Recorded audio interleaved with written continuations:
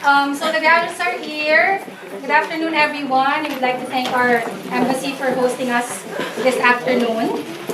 Before we go to the ceremony proper, let's all stand for the Philippine National Anthem.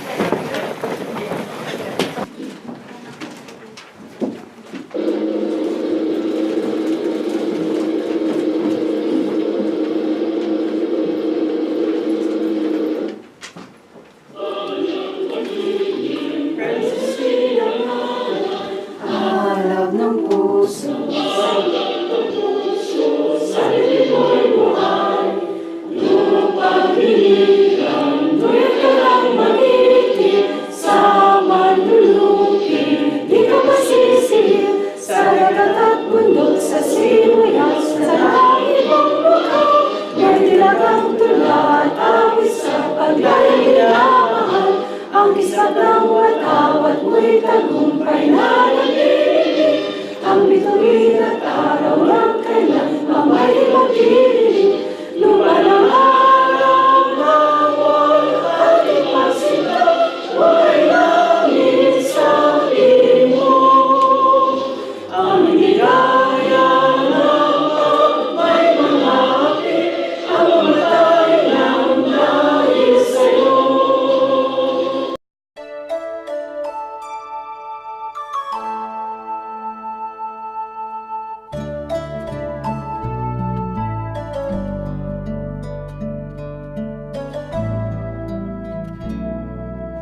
Dearest Lord, teach me to be generous.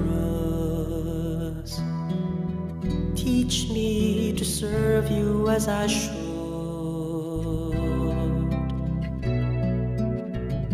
To give and not to count the cost. To fight and not to heed the wounds. To toil and not to seek for rest. To labor and ask not for reward.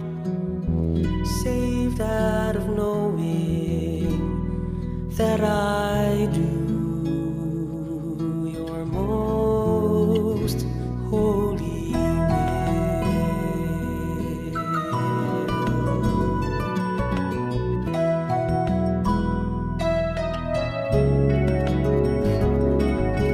Dearest Lord, teach me to be generous. Teach me to serve you as I should.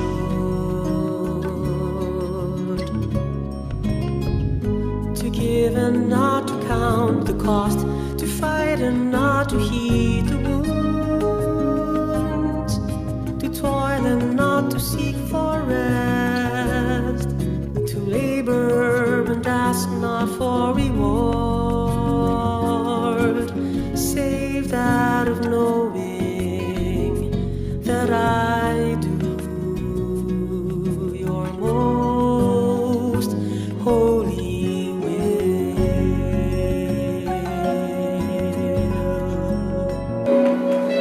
Amen. Let's all be seated.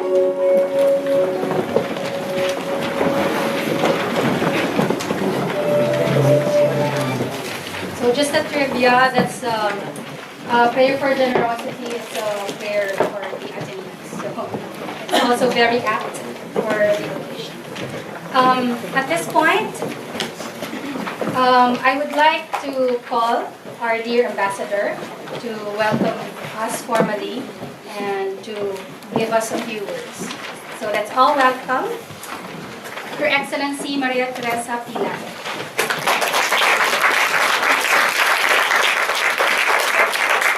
Thank you very much, Vicky. The colors are beautiful. You're all in blue. It's very good to see everybody. Magandang hapon po sa inyo lahat. Again, welcome to the Philippine A-LSE. We've been doing this since I arrived for the past 3 years. Medyo lumiliit na yata ang embassy for the graduates. Hopefully we'll find the embassy hindi lalaki, but we'll find a bigger place. I'm proud to welcome your batch 46 of the Ateneo Leadership and Social Entrepreneurship Training Program for Offices Filipinos, and particularly Dr. Antoinette Palma A-LSE, her husband, the Vice President of Professional Schools of Ateneo. I just want to digress a little. I have a prepared speech here.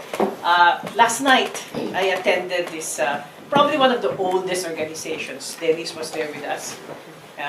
One of the leaders, leaders of the organization.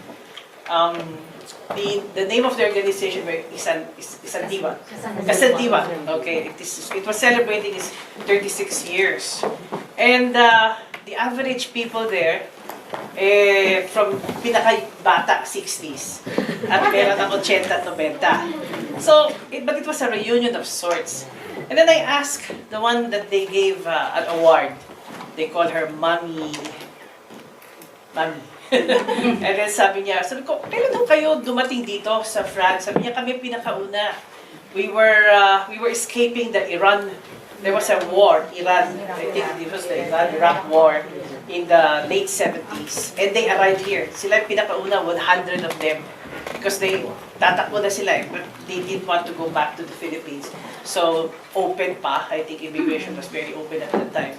So they went here. And they started stories about how they were taking care of each other, and therefore the organization was established. So you see, at that time, at that early stage, the first organization, iba ang kanilang needs, iba ang kanilang mga pangangailangan. They were needing each other to find a job, how to talk French to the prefecture so that their papers could be arranged. Very simple ang needs nila. And of course, they're reminiscing what the past was. They were trying to, they said that they have a very good collaboration with the embassy during Independence Day. They sing and they dance. Kasi muli, 3 taon pa daw ang Pilipino doon at that time. But things have changed. In fact, I'm really very happy. Kami sa embassy, Consul Rapunzel and our trade counselor, Froilan, things have really changed. It's no longer the basic needs, finding a job, trying to establish your family. It's really beyond that. And I think it's really empowering you. It's leadership skills, entrepreneurship particularly. And I really thank Mimi, who is the coordinator. I thank OD, particularly Ateneo. And there are many other agencies like OFSBES, SEDPI, and I really have to thank you for coming up with this. I know this is not only here in Paris, ito rin sa ibang mga lugar dito sa Europe, but this is, the empowerment is really felt. And well, just to talk about empowerment, I saw Dondon here. You were a scholar, you were a graduate, what? 27. And it's 27. Batch 40 years. 27, the last batch. Last batch, the second. LSE 27. And, you know, it was funny because there was this big tourism congress, Tapresa, di ba? And the Secretary of Tourism was present at that time. And I saw him with an attaché and in his nice suit, going inside, paalis kami. Sabi ko, what are you doing here? Sabi niya, remember, you were talking, hindi pa may ginawa siya na business plan. And I think you were executing that business plan. Yes. See? I knew that because I remember your business Thank you. There may be other dondons that are doing what they have done, what you have done in the business plans that you did. And I think you have the best mentors. And therefore, I just want to again congratulate you. I hope that A-LSE will continue for many more years, and I don't know how the embassy can grow, but we will still accommodate you physically, of course. I really have to give my special thanks to Mimi, who has been instrumental in organizing this A-LSE program. Alam ni Mimi, and even last year, I wanted to initiate this program in the south of France.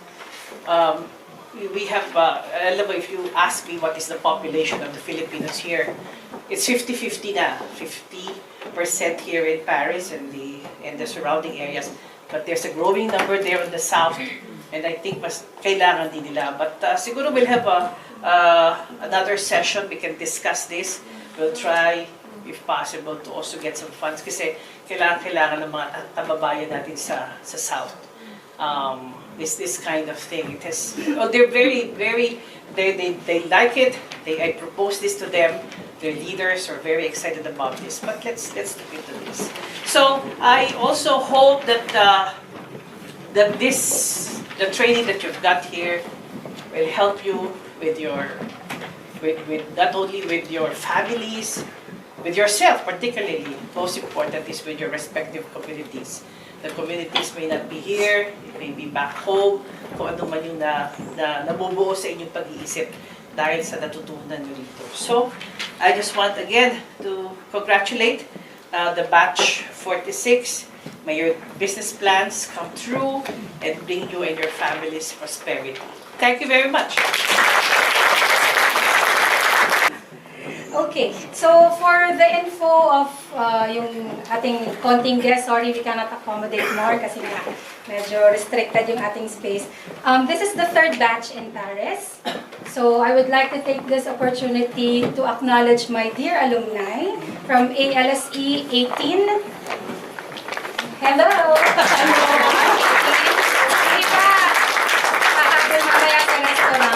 So they graduated in 2014. Although the program officially started in 2013 here in Paris. And we have the A-LSE 27. So I've been telling them na yung A-LSE 18 made 27 possible and the 27 made this possible, 46. So yung mga susunod nakasalalay po sa ating mga graduates. And I think I'm very positive that there will be a next one. And our keynote speaker is a professor of philosophy at the Ateneo de Manila University, and she is also currently the vice president for the professional schools.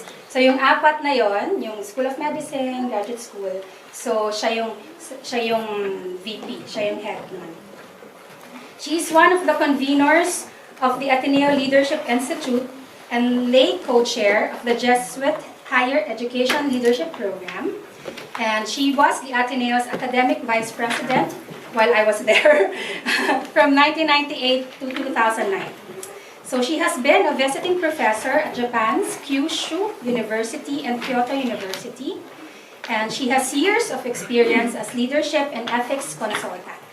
She is currently co-chair of the Ethics Committee of the Medical City and chair of its Ethics Transplant Committee. She is also a trustee of the Ateneo de Naga and board member of the US-based Colleagues in Jesuit Business Education. Her current research interest is defining Filipino leadership.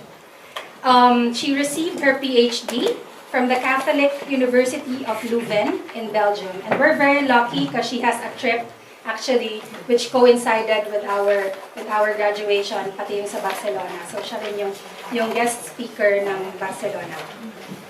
So, kailangan ko ng tubig. Without further ado, let's all welcome Antoinette Palma Angeles.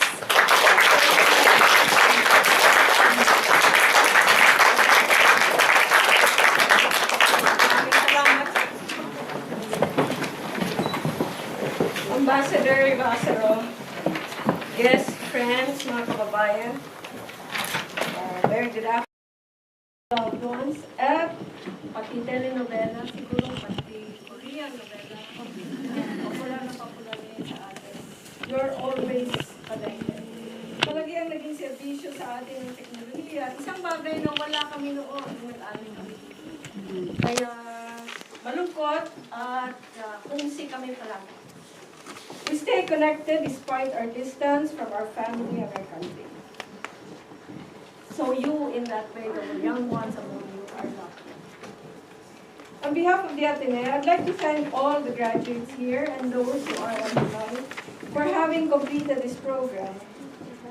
I'd like to commend you for completing these sessions. Why? Because I know you all work very hard during the week, and you deserve to rest during Saturday and Sunday and after work. And yet, what you did is you went to these sessions instead of resting. Last month, I visited my high school classmates in New York. Many of them are now nurses, and as you know, nurses in the United States are rather successful. I am very proud of them, and I am very happy for them. Maganda ang buhay ng marami sa kanila, at napaganda nila ang buhay ng mga pamilya nila sa Pilipinas. But as one of them said to me, I'm Cebuano. Are there Cebuanos here? Very few Cebuanos here. Walang Cebuanos sa France. Mahirap siguro matuto ng Frances kung Cebuano. I will translate, but she said to me, dili baya dali na. 2 or 3 jobs me para makapalit ubay o makapasila sana. It's not easy, hindi madali. Kailangan namin ng 2 o 3 trabaho para makabili ng bahay at makapag-palagas. Ganun din yung sinabi niya. Hindi ba puro baba ko nakukuha? In those conversations with them, I realized just how you and our countrymen work abroad, work very hard. And perhaps much harder than many of us in Manila, even if we have to endure 2 hours of traffic going to our workplace. Because you, I think, have more sacrifices there. Even with technology and even if you live in a peaceful country, I know it is not easy to be away from home and to be working for I remember a friend, sabi niya, hindi ko alam kung meron pa sa inyo, foreigner asawa. Sinabi niya sa akin, Tonet, hindi siguro ako mag-asawa ng Amerikano kasi mahirapan ako. Pag-gising ko lang sa umaga. Pagbukas pa lang ng mata ko, mag-English na.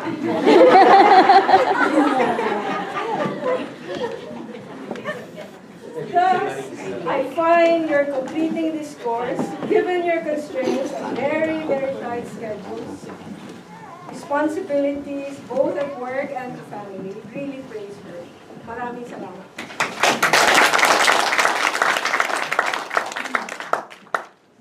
Globalization has made boundaries more fluid, and the pool of labor is now freer to move, and thus, it's much bigger in each country. Here in the EU, citizens of each country can find employment in all the member states. Papunta na rin ang Pilipinas dyan.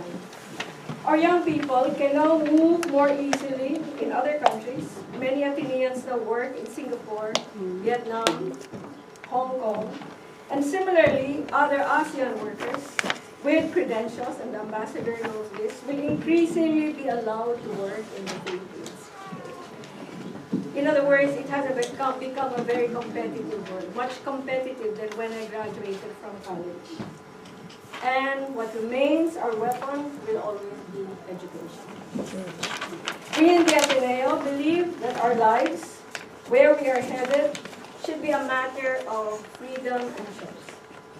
Not all of us, however, have as many choices, but it is never too late, as you are the proof of that. Kaya kayong nagtiyaga. You have made education your tool of access, susi sa mas marami pang tagumpay. Education is not only about college, but it is about continuing education. Continuing education is a very big thing in Singapore now. This is the next wave of Singapore. They're trying to retool their older people so that they don't have to hire, unfortunately for us immigrants, so that their older people will be retooled. So from the big universities of Singapore, it is now about continuing education for the older generation. So you did the right thing. Okay? You did the right thing in retooling yourselves. That is why we in the Ateneo, even if A-LSE, very truthfully, is rather difficult for us. It is in the School of Government, and as Mimi says, I also take care of the Graduate School of Business. I've been talking to our Graduate School of Business Dean if he can help the School of Government. Kasi mas maraming pera ang Graduate School of Business. Mas wala masyadong pondo ang School of Government. Kasi yung mga tao sa gobyerno, wala silang gaanong pondo para magpaaral ng mga tao sa gobyerno sa atin. Hindi ko naman pinagkakailan na mahal talaga ang Ateneo sa atin. So, yung mga tao sa negosyo, sa School of Business, yun yung mas may kakayahan na mag-aral. So, we've been talking to the School of Business. Hopefully, the School of Business in the future will partner with the School of Government to make A-LSE grow and to make it continue. So, I will convince the dean to to help us with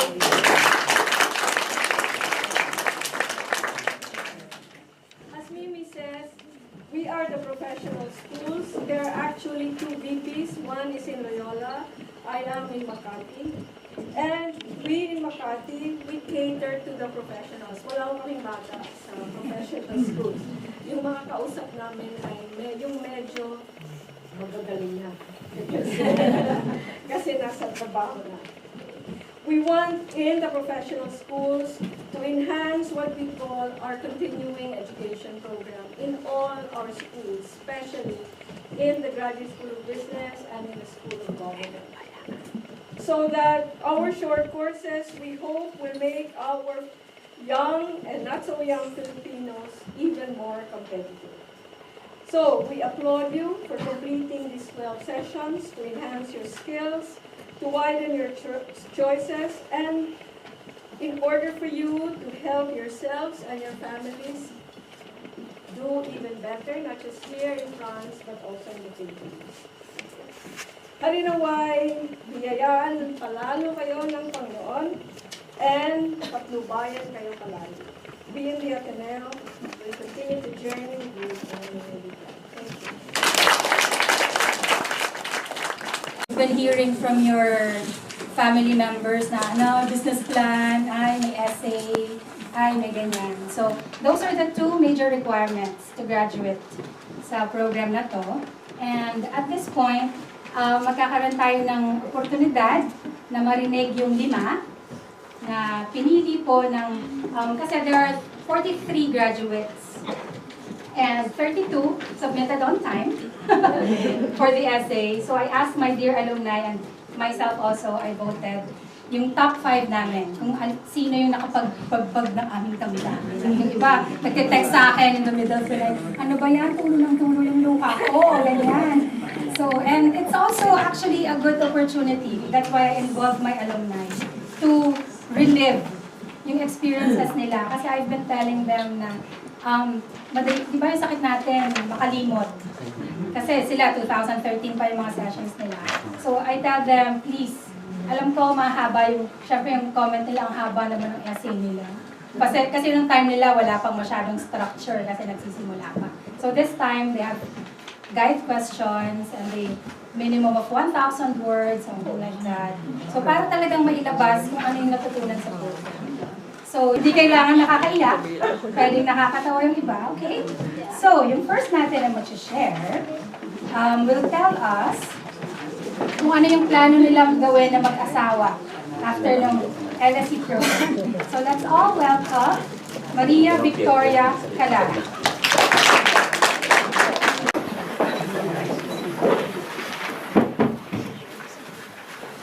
Our distinguished guests, to everyone, good afternoon. My name is Maria Victoria Calara. I grew up in an island of Nagat, Surigao del Norte, in the I acquired a college degree in Bachelor of Science in Commerce, major in Finance at Surigao City, In the Philippines, I work as Department of Trade and Industry Officer, handled 2 municipalities in Surigao del Norte branch. I am now 48 years old, married with 2 kids. Because of an arranged marriage planned by my father when I was in the Philippines, I was obliged to resign from my job, escape from that ceremony, flew to Manila, and arrived in France in 1993. I lived in France illegally for 4 years and also experienced the hardship of working as domestic helper. But with a strong determination to pursue my dreams, I connected myself into French organizations that offer free French lessons and learn French. Now I am currently working as branch head in a prestigious money transfer and currency exchange office in Paris since 2008. Me and my husband's goal is to settle at old age free. So at that time, we had a dream to have our own small apartments rental or seldom reception rental here in France for Filipinos. We witnessed and understood the difficulties of our kababayan and needs in this situation. So at that time, we were so motivated and started to economize and save money for that project. But unfortunately, there were two incidents hindered our dreams. First, when my mother died of diabetes and kidney failure, she was in and out of the hospital for more than a year that needed dialysis and needed my full financial support. Second, at that time, our rented apartment had collapsed and the building management told us to move out immediately and find another one that also cost a precious amount.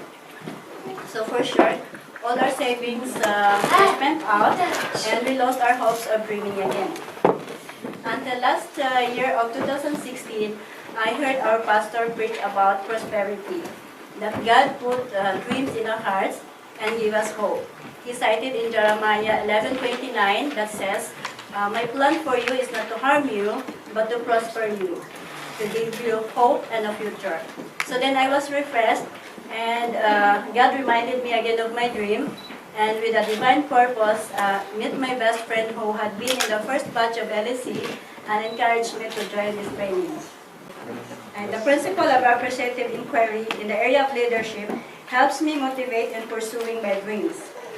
A powerful phrase that says, words create worlds, inspires me every day. I am now applying the time management matrix, identifying things and situations that are important and not, and connect them with urgent and not urgent. I now refresh my normal weekly schedule noted in my agenda. I started also to list down my quickest and my long-term projects. I am grateful to discover my life-giving force. And to be honest, I was tearful telling my kids that they are one of the felt fully effective experiences I ever had in my life. In discovering my positive core, I strolled back to where I was born, a beautiful island where life is simple, stress-free. Thus, the 4D cycle had given me the opportunity to hope again, live again, and focus on the original blessings that the Lord made us. Knowing my value as a person is one of the most important factors I learned in this training of leadership. My understanding about leadership at the beginning is simply to lead people and manage things or situations. But I am always to discover that it is a natural potential in our inner man to be me, of who I am, and deeply understood that it is my natural potential. It is part of my identity. Then hereafter is my value in a community that includes understanding differences of people, preventing problems, creating solutions, and promoting harmony. I now understand and know how to handle people who are mahirap pakisamahan, maninira, maatpa, osisera, pakiplease, and maninisik. Now not to go through in their emotional immaturity, but rather being mindful of their personhood. How and who they were formed and influenced from is either from their family, culture, or education. A good servant leader always acts as a good example.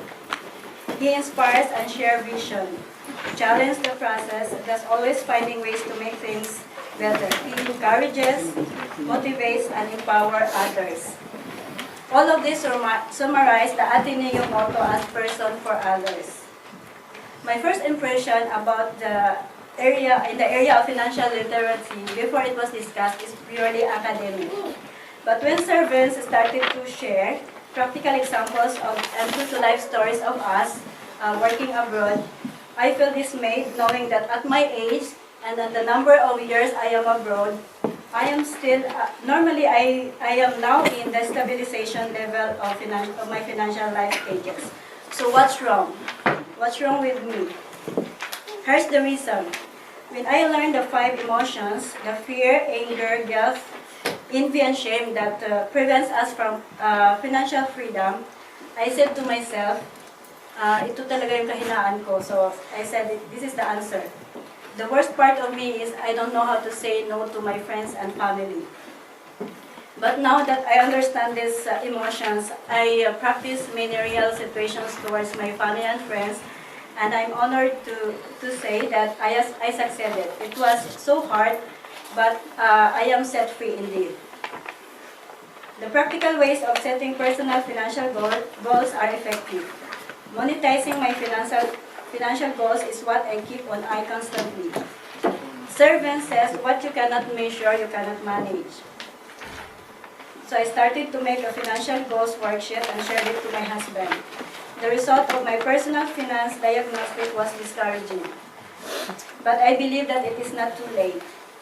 Now I started to be careful and list down my money in and money out, and started to identify and eliminate unnecessary impulsive expenses, and now focus on valuable expenses. Now I strictly erase bad debts in my vocabulary, and now start to budget on 5-15-20-16 budgeting rule. I am currently struggling, of course, but God's sustaining grace is what I asked for. I am fed up of the world's driving forces around me. In the area of social entrepreneurship, I became more excited in these sessions. I and my team consider it like a final result, a final destination. I'm not the expert in finance, but I love figures. I enjoy the informative and strategic ways of handling business that gives a positive impact to the community. I learned that to be a blessing of vessel of blessings to others, my business should touch the needs of my community and my beloved country. As to my social awareness is concerned, I want to be an advocate to financial literacy to the poor. It aches my heart as I learn from this training towards the poor people in the remote area who does not have the capacity to acquire this knowledge. So honestly, pinlano ko po, pag umuwi po ako, ang una po kong gagawin, if the situation will permit, pupunta po ako sa remote area ng isla ko at isi-share ko po yung blessings na na-receive ko from this training. In a practical level, it takes my self-discipline, focus, determination, boldness, and courage of myself in pursuing my dreams as I apply what I learned. Every day and every session, I shared what I learned to my family, in our church community, as well as in my workplace, even if they are multicultural. My plans after this program is to take a practical course for a business plan of having a self-reception business, if God permits, here in France, and encourage my husband to be part of the next batch of A-LSE. So an overall positive feedback to this program with a down-to-earth resource speakers. A special thanks to Miss Mimi for being very supportive and patient towards our kakulitan. I can help assess the next batch of A-LSE, and whenever the program needed me, I will make myself available for you and for our people. So sa lahat po ng bumubuo ng programang ito, sa alumni, taos puso po ako nagpapasalamat sa inyong lahat, and God bless your good hearts.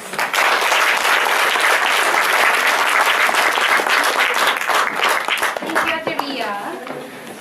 Next in line is our Tita Azucena Shoni Siosan. She will tell us that it's really never too late to learn. Got that?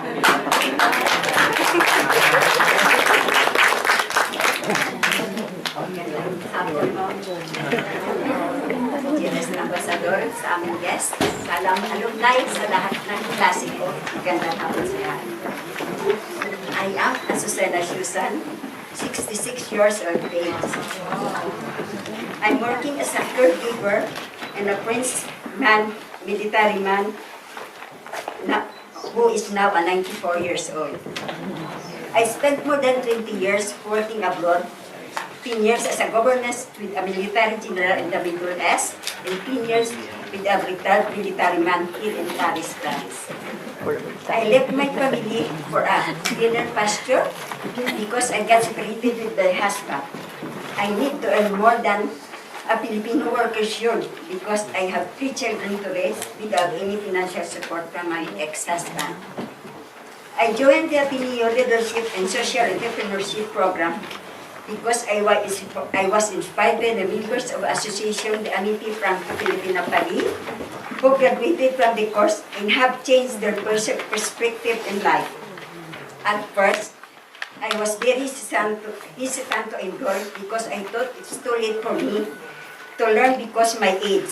Secondly, I used to work on weekends because of the nature of my responsibility to my employer. I am planning to retire soon and spend the rest of my life with my family, with my 3 children and 7 grandchildren. And only my sister, who been single all of her life because she took my responsibility and replaced me as a mother to my children, I really bought a residential lot and planning to build a house out of my retirement vehicle. I'm planning to open a restaurant because my sister is running a carinderia for more than 20 years. That will be my source of income aside from my pension I'm going to receive from the French government. But I will keep visiting France at least once every 2 years because I believe that I have several friends whom I consider my family away from my own, whom I can stay with. The most important things I learned from this program is about financial literacy. I learned how to differentiate wants versus needs. After the program, I am in full control over my expenditure. I started buying things that are needed and avoid those whom I considered wants. Likewise, I also learned that I should have a certain amount of savings corresponding to my age and what to cope as with what's still lacking. Insurance is the most, especially for me, who is close to retirement. Before, I used to see insurance in loss of money because I never get it back. But now, I don't regret having health insurance like Mutual, and I even increased the value of life insurance. Social entrepreneurship is also equally important because it taught me how to earn money while helping other people at the same time. My plan of opening a restaurant is hiring a children's down syndrome, and the first thing I want to do after retirement.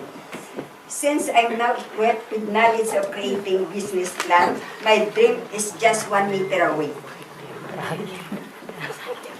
As a member and officer of a Filipino community in Paris, I demonstrate good governance in keeping good focus to the project, especially reaching non-members by being good example.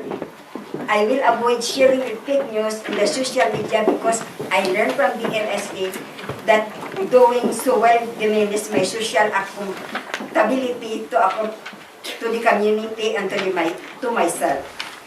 I will assure myself to be part of this solution and part of the problem to the community and my family. I practice tolerance toward people opposite to my own political and personal belief. I will take the long process of doing things with honesty and shortcutting and bribery. I will be very conscious with my demands as to whether it is for the good and majority of my personal gain. I highly suggest the speakers should keep their own topics so that it will be more difficult for the next batch. Giving a different topic to the same speaker will not be very effective. Online, course can be replaced by face-to-face lecture of the same topic and sometimes relevant. As the alumni of A-LSE program, I can give time to assist to some sessions and succeeding batches. I am committed and support actively to participate to our projects and of the program. So, maraming salamat po.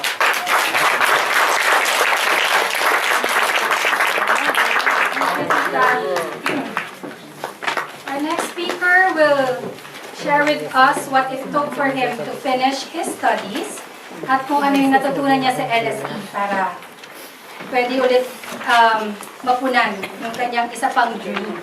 So let's all welcome Jimmy Bumangju.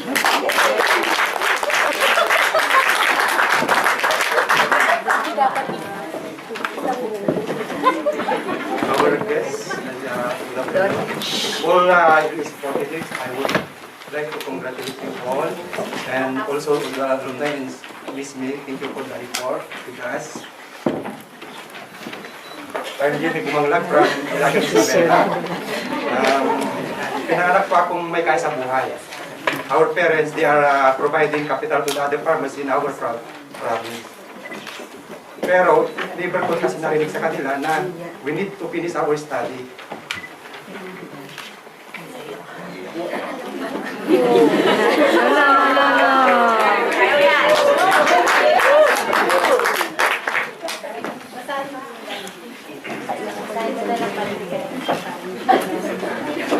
Kasi ang aming parents, meron silang kakayahan. So kami naman, hindi kami minimotivate, wala kami naririnig sa kanila na you need to finish in school.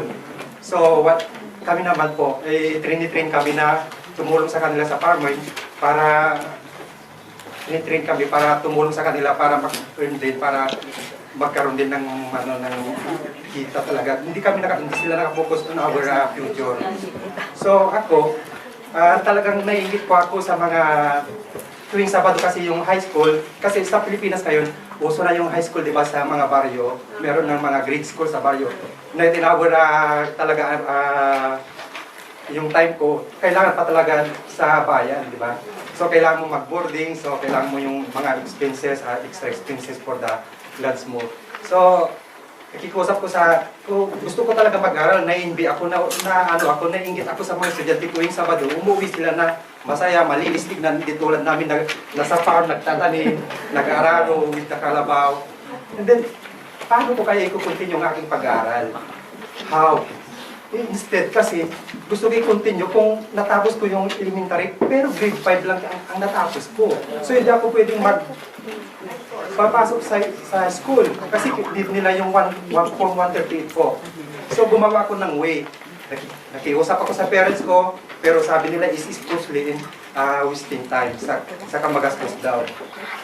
And then talagang pinursige ko, talagang gusto kong maano yung dreams ko. So lumapit ako sa principal, sa school na, kung saan yung school sa aming sa lugar. Kung pwede akong, possible na inro ko ang aking high school. Sinabi ko ang case ko, hanggang grade 5 lang po ako. So it's not possible, I'm sorry, sabi ng aking principal. Please sir, allowed me please. Hindi pa rin pumayag po.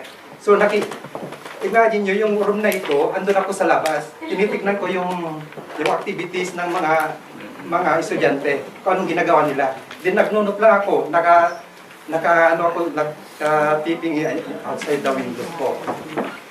Everyday pumunta ako sa school na gano'n kasi gusto ko talaga matuto mag-aral. And then, kinausap ko ang aking principal kung pwede ako mag-sit-in. Just for sit-in po, parang gusto ko lang talaga matuto. Hindi siya pumayag hanggang sa 2 times, 3 times pumayag din po yung principal na makisita lang, pero not a regular student. I'm a regular student, I'm not a student. As those student na kasama ko sa room. So nag-under ako ng exam, periodic exam, final exam. Pero nagtataka yung papel ko, exchange papers. Yung papel ko, ma'am, bakit hindi natawag si Jimmy? Yung teacher, alam na kasi kinausap na ng principal, yung mga teachers namin. So kinukulit na lang yung papel ko in private. So natapos ko first year, second year, hanggang third year, ganun pa rin po, irregular ako. So nagtiyaga pa rin ako everyday, pumapasok ako sa school. And then, on the middle of the year, third year, nasa third year pa ako, the middle of the year, tinawag ko ng principal.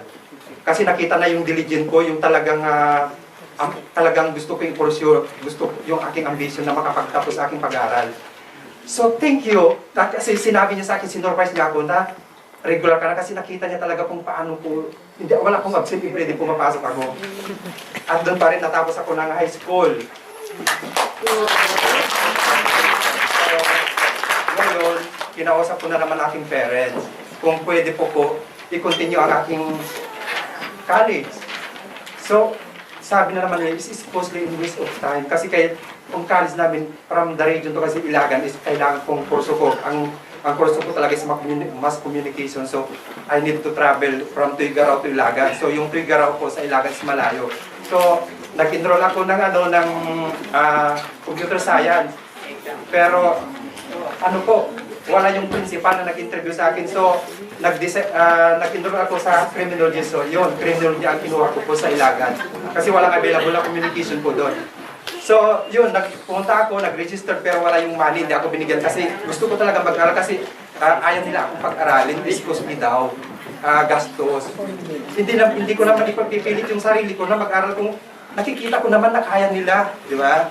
So yun, pinurso ko pa yung pag-aral ko, pero may kasunduan yung aking parents. Boarding ko, monthly is 800 pesos. Allowance ko dapat kasi nasa college na ako, maraming mga miscellaneous. So, instead of 400 pesos na allowance ko po, binibigyan ako ng 150. Mapagkasya mo kayo in 1 week yun, pagkain mo po. Di ba? Magpaserot ka pa po kasi uso na yung seros at that time. So, talagang gusto ko talaga na makapag-aral. Gusto ko ayaw ko matulad sa kanila na they're not educating and wala silang talaga na parang kung ano na sila na ngayon na parang work ka lang. Pero ako gusto ko talaga maiba, gusto ko lumabas sa comfort zone na yun. Gusto ko mabago ang aking buhay. So yun, nag-college ako, nagtyaga ako sa 150, boarding ko everyday, tapos gastos ko, canteen, yun. Nagtyaga ako, binadget ko yung 150 pesos po. And then, second year, third year, hanggang sa third year po. Kasi hindi ko na kaya kasi talagang malalaki na yung gastusin sa third year eh. Di ba? Pag third year, andyan na yung practical mo, uniform mo, kailangan mo nang mag-travel from school to isang LTO kung saan ka magpa-practical. So, nakiusap ko sa akin magulang na kung pwede dagdagan niyo po kasi kulang talaga po. Halos mamamatay na ako sa gutom, nakikita yung mga klase ko. At talagang yung mga parents nila nasa abroad, may teachers, yung mga parents nila, tapos ang gaganda yung mga damit, ako was inward lang, yung damit ko plantya, okay na. Diba? Buti yung sa school namin kamo, may uniform kami, so Wednesday lang kami nag-ordinary. So maganda yun. Pero how much more kung ordinary talaga, so was in wear. Was in wear, yun talaga, diba? So, yung third year po talagang, yun, ayaw pa rin nila dagdagan yung allowance ko po. Then, naisip ko na, alam ko naman na pasensya na po ang mga parents ko siguro, pasensya na, pero nagkukupit na ako sa aking parents.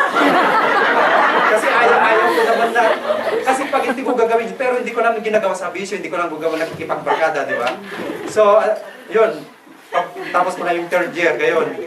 And then, on the third year, become fourth year na ako. So, I approached my parents to, it's possible, I enroll my summer class because I have a lot of units to talagang hindi ko kaya pag-support siya. So, pag hindi ako magsa-summer class, talagang hindi ko kakayanin. So, it's possible na mag-graduate ako for 5 years ago instead of 4 years. So, kung abutin ako ng 5 years, hindi ko talaga makakagraduate kasi ang expected nila is 4 years lang yung course ko. Hindi nakipag-usap ko sa parents ko, yun. Sabi ng parents, nakipag-usap ko sa pwede mag-summer class ako. Summer class ko, hindi ka nag-aaral. Ayun, nag-away ka. Ba't hindi nyo ako maintindihan? Sabi ko, hindi nyo ako maintindihan. Talagang ganito lang. Kailangan ko mag-summer para makahabol ako sa 4 years. Diba? Nag-argue kami ng aking mother. Talagang nagsagutan kami. Umiyak na ako. Tapos wala pa rin, hindi pa rin na yung damdamin nila. Hindi pa rin wala pa rin pagbabago. Tapos may ano kami, di ba? May dalawang sasakyan kami ng mga pasahero sa bahay namin. Yung isa talagang favorito nila. So, hindi ako binigyan ng pera. Hinintay ko rin isa para ipingges. Magkasabay kami sa sasakyan, bibigyan ako ng pang-enroll ko. Pero hindi ako binigyan. Bumaba na din nakiatin na ng kasal sa pinsan ko. Bumaba na sa lugar na yun kung saan ikakasal yung pinsan ko. And then, never akong binigyan ng allowance. So, dumiretso pa rin ako sa bayan. So, parents yan, magulang yan. So, hindi siguro ako papababayaan ako. So at that time, yung December na yon, yung pag-away namin, hindi instant na yung allowance ko ang ipapadala sa aking apartment, boarding house. I inspected na one of my relatives bumisita sa akin. Kapatid ko po, yuko siya na ganun, ba't andito ka? Sabi ko, basta sama ka lang sa akin kuya, sama ka na lang. Bakit? Sumama ako, pero masama yung pakiramdam ko na mali nangyari. Yun nga yung mother ko, she passed by at that day, the same day. So, tapos sinama ako, bakit andito si St. Peter? Bakit andito? Tapos dumiretso ka lang, andun yung mga auntie ko, relatives ko, tapos yung sasakyan namin, lahat, andun yung mga tao, umiiyak sila. Dumiretso ka lang din, nakita ko yung mother ko, nakabihis, naka-white, naka-lipstick na. Natutulog ka dito, mother, bakit? Gising, yun. Bakit anong nangyari kasi? Na-block na ako. Yun pala is patay na yung mother ko.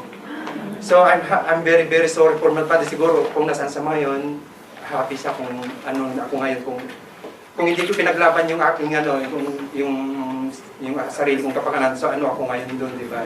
Parang hindi ko narating itong A-LSE, wala ako sa kinapatayuan ko ngayon. Yun. Hanggang sa nag-graduate na po ako, pumunta ako ng Manila, nagtrabaho ng 3 years. Nag-ipon talaga ako, mag-ipon para, kasi gusto ko yung dreams ko talaga is mag-putting out of business nakagaya nila, pero hindi ako magagaya sa kanila na walang pinag-aralan na doon lang, farming lang ang hanap buhay. So pinurso ko yung dreams ko, nagtrabaho ako sa Manila as 3 years. After 3 years, hindi ako kontento sa sahod ko, nag-abroad ako sa Japan ng 3 years. Then bumalik ko sa Manila after my contract is expired, bumalik ko sa Pilipinas para mag-start up ng business. So, yun pa rin parang kulang yung milyon, di ba? Pag hawak mo yung milyon kulang, pag mag-start ka ng business. Kasi yung passion ko is to start up or build up a business. And then, yun, kaya ako nandito sa Paris because then of love. And yan, yung wife ko is standing the back, wearing a white.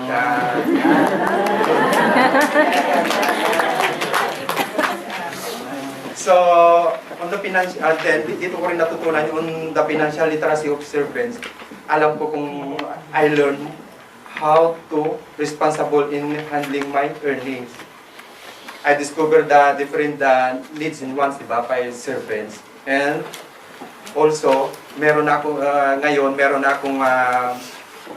insurance, nakapag-investment na rin ako sa seed fee. And then, plano ko rin pag-uwi ng Pilipinas is talagang mag-ano ka ng insurance para sa aking pamilya sa Pilipinas. And then, yung aking natutunan sa A-LSE, gusto ko ibahagi sa iba.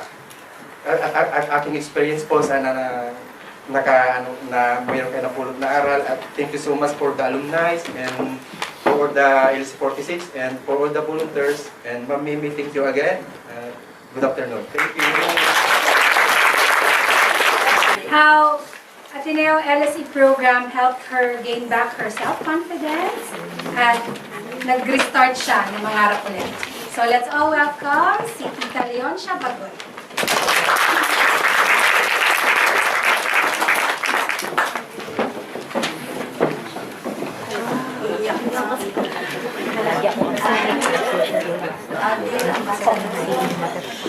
Our guests, the alumni, and to my A-LSE batch 46, batch from beyond.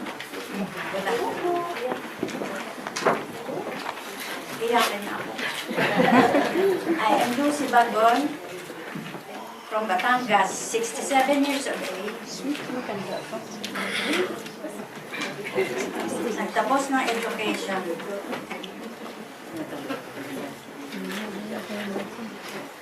My God. I have a very happy childhood because I came from a very big family. People in our place, people in my place called us the Villian clan. My parents were known for being a very kind and generous, but they were so protective and strict that I was not allowed to sleep over, even in my grandparents' home, wherein it was only opposite our house.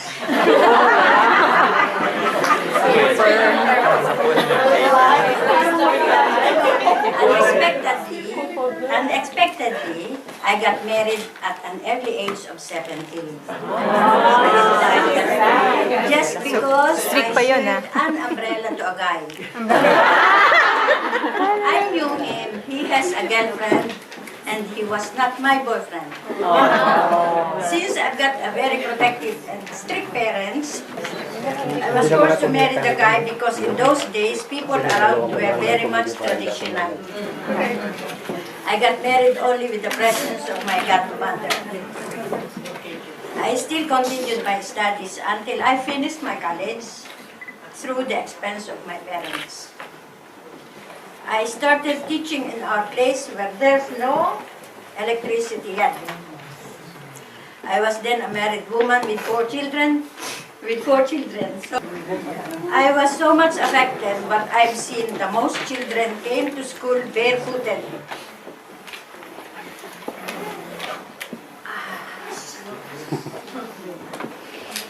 sometimes no papers to write on.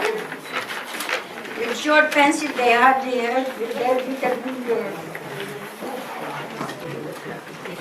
I usually went to school with dozens of pencils and extra pen papers to distribute. Having seen them, trying our family meet the family needs, I got very anxious to it. While washing clothes at 4:30 early morning at the artesian well in our yard, I always say an airplane flying in the sky. It was 4:30. I thought to myself that someday I will be on it. And after my marriage, my family relationship was not that good. I felt it, though we are welcome. It was just January 1984, after my birthday, I spoke with my husband about my plan of working abroad. He was hesitant because he was a teacher at PBMIT. After a year, he resigned for my persuasion that in the end it was regretful. At the same year, I started my life as an OFW. My first destination was in Abu Dhabi, UAE. I sent all my salary for the placement fee and allowance for my children. Cellulars and mobiles were not yet available during those times. Letters were the only means of communication. I endured the loneliness and hardships, hoping for the betterment of my family and my children's education. This is the hard time. This will be the hard time. Go. Ngunit sa aking kawalaan sa sariling paghahanda sa mga emergency, I discovered that the money I sent went to nothing because my husband got deep on vices. I still remember the letter content of my daughter telling me, "Inay, kung pwede isauli namin si tatay sa mga nanay." A week he doesn't show up. When he came, he was wearing different clothes. That was the letter content. I am angry and furious because most of the land property he inherited from the parent was sold. I was a bit angry with myself too.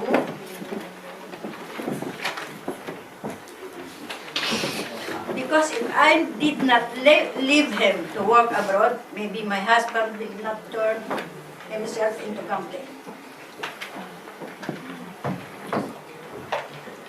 Thinking that I was a failure, I got a feeling of guilt when my husband died of stroke. Mixed feeling that ang daya-daya niya, matapos maubos ang lahat, he died.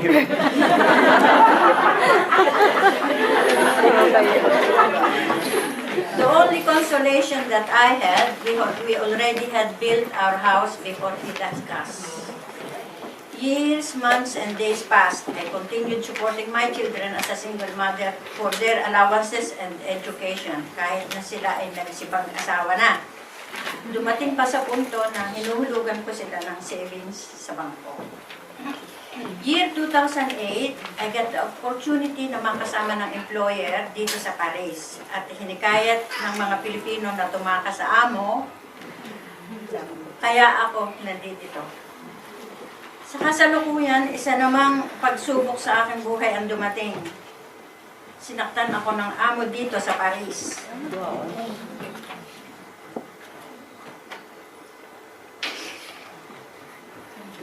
Nang dahil sa pangyayaring ito ay lalong bumaba ang aking self-esteem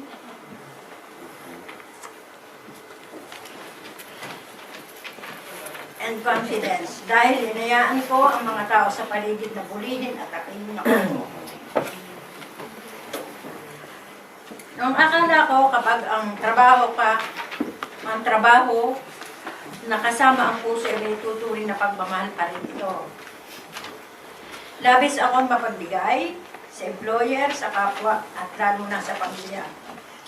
Sa krisis kong kinaharap, dito na ako hinikayat ni Miss Aguilar Claire na mag-enroll sa A-LSE program ng Ateneo.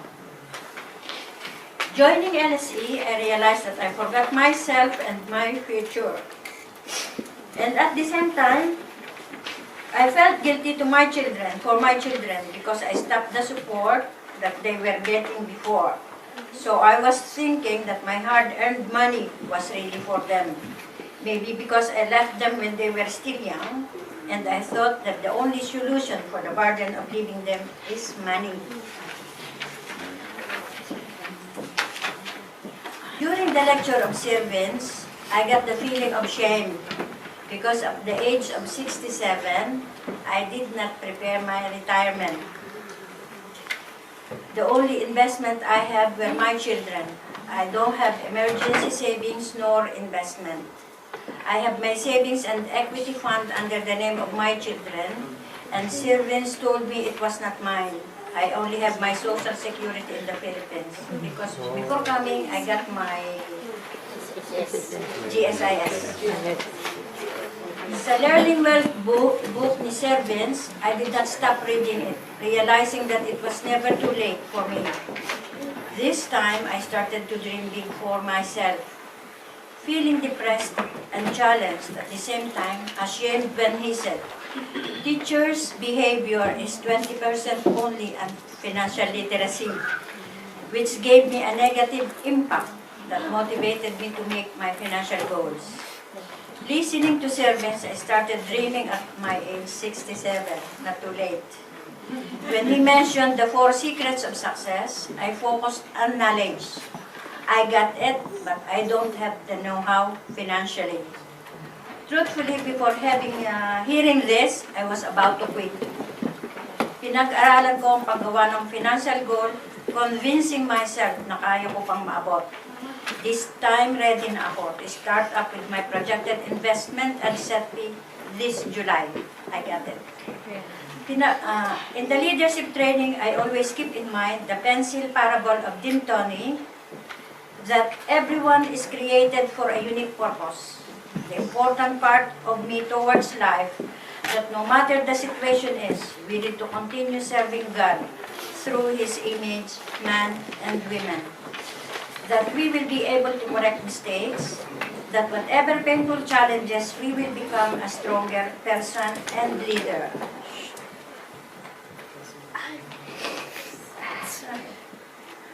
The problem-solving appreciative inquiry of Dr. Canape and the principles of AI, words creates world, that we can imagine and create the image of our future, precede actually having the freedom to choose, therefore creativity and innovation. I've learned the needed design to undertake and put to realization my dream to reality, that I will invest most of my energy and time doing what is important rather than urgent, starting on myself, family, and my team and my community. I got inspired by the movie Invictus when he said, he wants to stand when he feels he wants to lie down, exemplifying what a leader is. Having self-awareness and others as well, discovering and understanding, acceptance and appreciation, and confidence always as for part of a whole. And Ma'am Teddy, I've learned on how to live in harmonious community, focusing on my natural potential in fulfilling human capacity with responsible role, modeling the way of the leadership practices in creating positive ripples, enabling others to act on understanding personhood as a multi-dimensional person, whether cultural and what culture did I grew up with, remembering my parents being very generous and kind, which I inherited from them mostly. I learned the conflict resolution, to be compromising, accommodating, and assisting, and be competitive and cooperative, being a person for others in the community with my children. And at Daniela Quas session, I learned the theory of change about the finance and investment, the debt management, to have patience in gaining knowledge and skills on investing, and being diligent in all the research, with the understanding of the business model, knowing the agent and the salesperson in investing.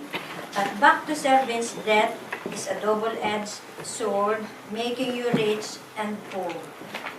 The impact I've learned from Francesca Suarez that my mission needs to be memorable, manageable, measurable, and motivational.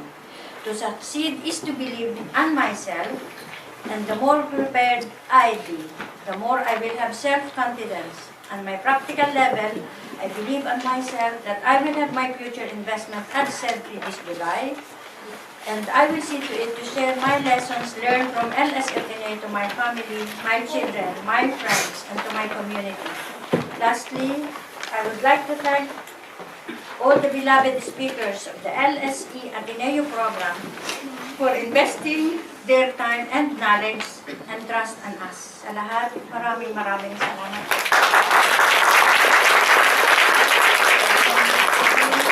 Thank you, Tita Lucy.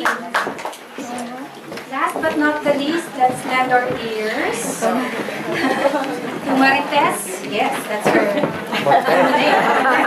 Marites Pimienta, si Marites.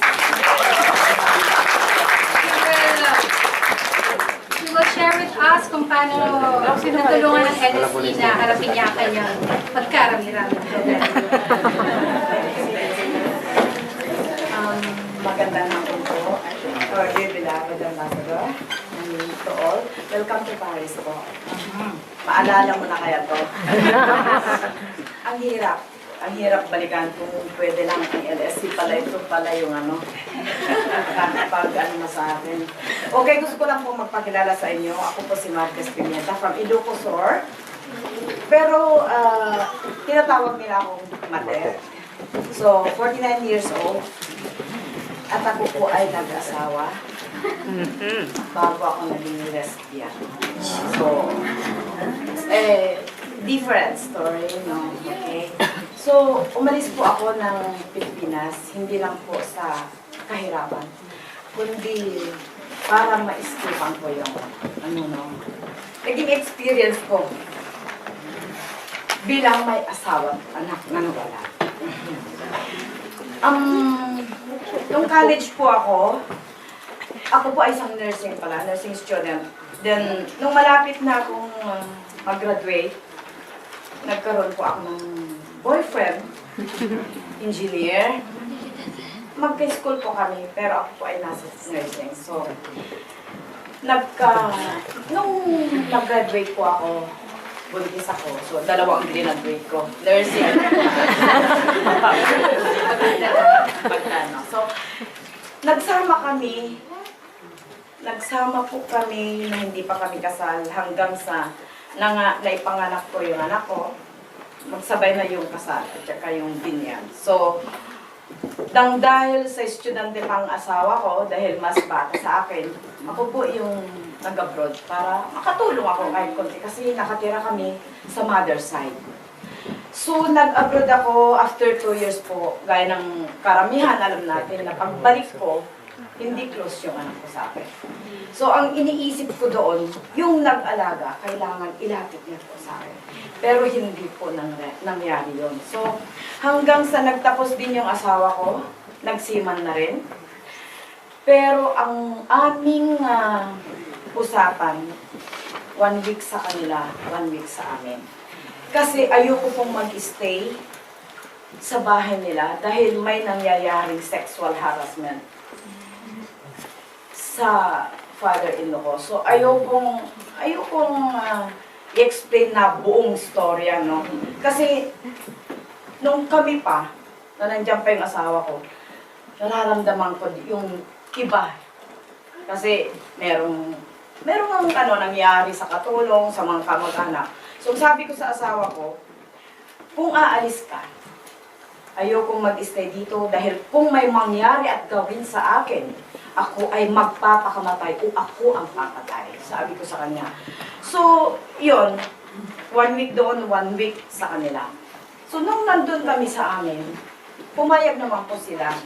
Pero nung nandun kami sa amin, 3 days pa lang po, nagulat ako, nandyan yung biyanang ko, yung dalawa. May sasakyan sila, nanonood kami ng TV sa kapitbahay. Hawak-hawak ang kapatid ko po yung anak ko. Tapos bigla na lamang, okay, susunod na lang kami kasi may mens ako. So susunod na lang kami. Hindi ako prepared na kukunin nila kami kasi 3 days pa lang. Abay, biglang hinablot ng biyanan ko yung anak ko sa kapatid ko.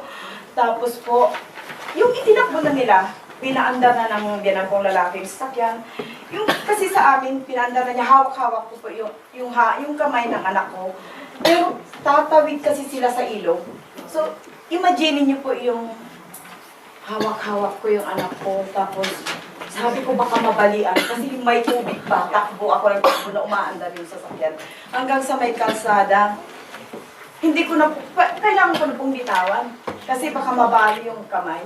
Hanggang nagwala na ako sa kalsada. Tapos, wala yung asawa ko eh. Pero, ang problema kasi po doon nang dahil sa alok na. Dahil akala siguro nila na ako kasi yung asawa. So, ako yung hahawak ng pera. So, alam po ng embassy kung ano yung dati. Dahil dyan ako nagpapatulong sa baba. Hanggang sa nagpunta po ako rito, nag-asawa po yung asawa ko ng iba pagkatapos ng pagkasima niya. Nag-asawa siya ng iba, nawala na yung kasal namin, hindi ako makakuha ng marriage certificate sa lugar nila. So ang ano na sa akin dito, patay naman na, kasi namatay siya. Nagkaroon siya ng sakit-sakit ni. Pero malaking istorya pa rin yun. Kumbaga, ang hirap balikan. Tapos,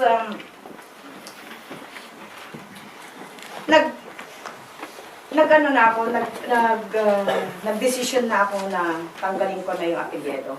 So, doon na ako sa original na apelyedo ko. Kasi po, nag-asawa siya, so hindi ako makakuha ng marriage certificate doon. Pero, alam ko na doon mismo sa Manila, ako pa rin po yung original. So, paano po na yan? So, namatay po yung asawa ko. Tapos, after 16 years, tapos yung anak ko, hindi ko alam po. Dahil magmula noong iniwang ko siya na nagpunta ako dito, hindi ko na po siya nakita. Hindi ko siya nakita kasi pag dumadaan sila sa bayan namin, nakataklob lagi ng kumot yan. Hindi talaga nila pinapakita. Kung bibisitahin nga ng nanay ko, nilalagay nila sa ibang bakod. Oo. Tapos, after 16 years, binalikan ako ng anak ko. Yes po. Nandito na pala siya sa Spain. Inadak po siya at hindi na rin ako yung nanay niya. Totally. Pero ano tumawag siya sa akin through Friendster na. Nahanap niya ako sa Friendster. Oo, may Friendster. So, sa akin, sinisisi niya ako, bakit daw hindi ko siya pinaglaban. Bakit iniwan ko siya na dapat ako daw yung magtuturo sa kanya ng ABC sa school niya. Pero sabi ko, hindi mo kasi naiintindihan kung ano yung anong nangyari. Sabi ko, hindi, kasalanan mo. Sabi niya sa akin, sabi niya, kung gusto mo akong makasama, kunin mo ako dito. Sabi niya, pero wala pa akong papel nun. So, ang kumuha yung kasama ko, siya yung commit up doon. Opo, tapos hindi na rin kaya nung nag-adapt. Pero ang masakit po doon, nabasa ko yung adoption paper na kailangan bigyan nila ng magandang edukasyon, pero hindi. Dahil naikukwento niya ang buhay niya, diyan sa Spain, sa kasama ko, hindi ko sa akin. Kasi, ang hirap po yung magkasama kami na hindi ako ang nagpalaki sa kanya. Hindi namin alam pareho kung saan kami mag-umpisa. So, kahit nalapit siya ng lapit sa akin, nag-aral ko siya dito, pinag-aral ko po. Kahit lapit siya ng lapit sa akin, hindi ko po kaya. Kasi yung puot na ginawa ng mga pamilya ng asawa ko, napunta po sa kanya. Hindi ko po talaga kayang tanggapin. Pero, awa ng Diyos po, nagpapasalamat ako dahil nakilala ko yung A-LSE. Nang dahil kay Tol, alam niya, dahil dito, alam niya kung paano ako, nung wala ang anak ko sa akin, nag-concentrate po ako na tumulong sa mga pamangkin ko. Binigyan ko ng magandang buhay ang nanay ko. Tulong ako ng tulong, pero nung naisip nito na pumasok ka nga doon para alam mo kung paano mo i-manage ang ano mo. Kasi may anak ka na dapat yun yung panglalaanan mo. Tapos, papasalamat din ako kay Mimi kasi siya yung talagang hindi kaya mo to kahit ilang ano lang kasi nagtatrabaho po ako sa outside. So ngayon po nagpapasalamat ako kasi lala.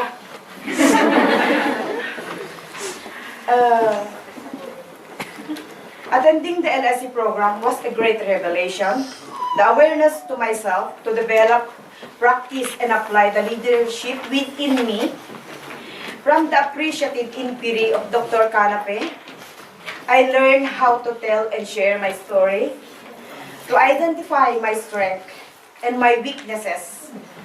But most importantly, I know now how to face the reality in a positive way. I found the 4 Ds. I started to discover something about myself, dreaming, designing my destiny again.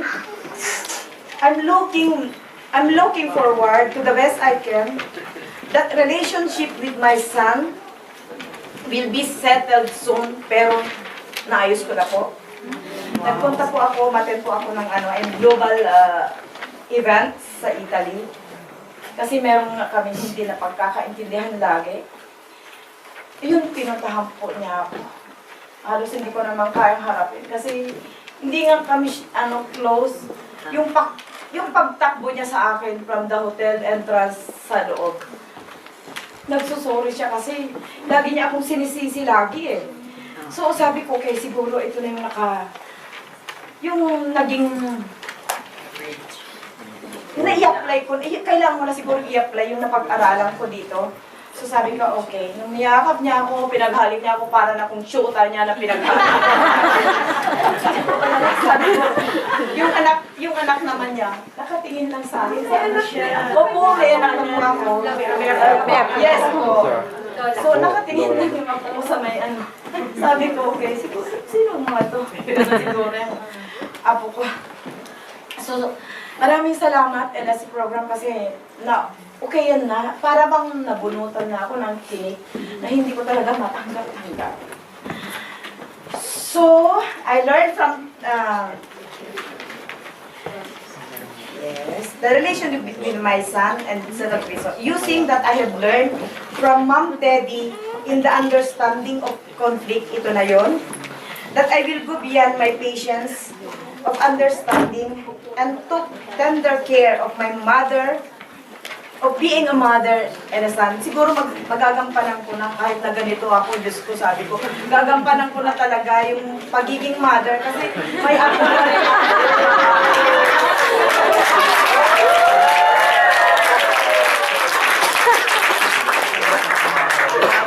Ang hirap yung pag wala yung lalaki ako, tapos yun nandyan yung anak ko. Mother na mother ako. Siguro ito na, sabi ko kailangan talaga. Oo. Siguro babae pa rin ako, no? Yeah. Obviously. Kahit na, ito sinasabi ko sa inyo kasi ang daming mga tibo dito na nagsasabi sa akin.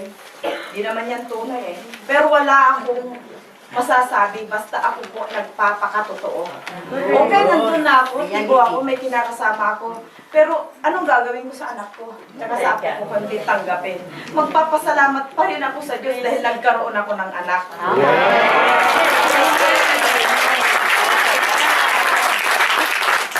I must admit that I still need a continuous help from the A-LSE family. Thank you. For further knowledge, syempre kailangan ko rin ng gabay, especially to you, ate. My coach, my mentor.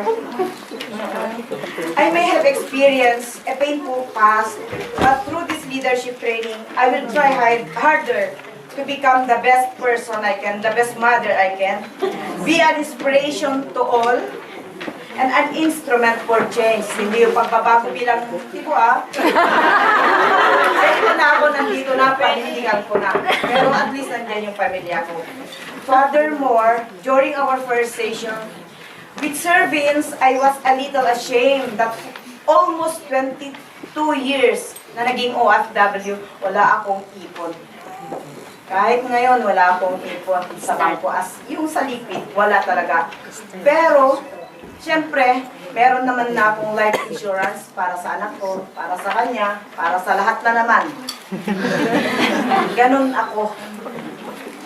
So, recalling back, asking myself, what do I have now? Do I have to be generous all the time na para lang tumutulong ako na walang natitira? So ngayon, I found the answer. This is me. This is me first before others. Kailangan ko nang magkaroon ng sarili ko bago naman ako tumulong ulit sa iba. Kasi para na rin po sa future ko. For now, I already my life insurance. Concentrating and catching up, learning and discovering some tools and strategy on how to create my passive income in preparation with my good old days. Siyempre, pagtanda ko, wala akong pera, wala din nagano sa akin. Walang titingnan. Kaya kailangan natin mag-ipon. I also start working with my financial goal in putting capital for my future grocery kasi mayroon akong binili na mini-mart na hinahandle ng mother ko ngayon. Yes, and investment, and gusto ko pong in the future, or as soon as possible, gusto ko pong mag-invest sa SEPD. Yun yung promise ko kay Sir Vince. I know that practicing everyday lessons from the leadership and social entrepreneurship, I could create a ripple of my family and to the community. If I will not start thinking today, and doing preparations for my future retirement, sustainability, who will do for me? Of course, ako pa rin ang kailangan gumawa. Sacrifices will be nothing if I will not secure my future. Thank you, A-LSE, Ateneo, and all the affiliated organizations for giving me the opportunity na ako yung sana po nakapagbagdamdamin ako.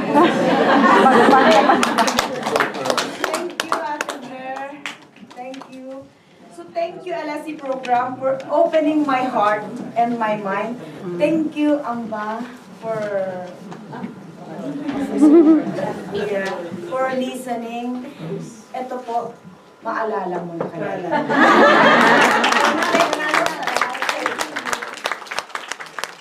Okay, so ito na po ang isa pang highlight ng ating celebration.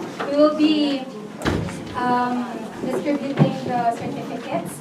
So, yung mga graduates will be receiving either a certificate of attendance. So, isang project yung nasabit nila. Certificate of participation, 3 to 4 yung missed sessions, or certificate of completion. So, perfect yung attendance or dalawa lang yung miss. But we'll do it alphabetically as I have explained earlier.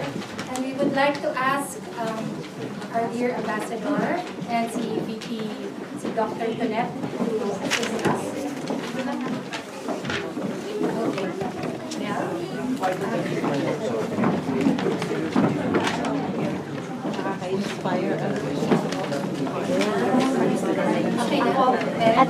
Ate, balik tayo dyan sa likod kita. Kasi magkabaliktad yung position na namin. Dapat. So as I call your name, please step forward. Agaid Ophelia.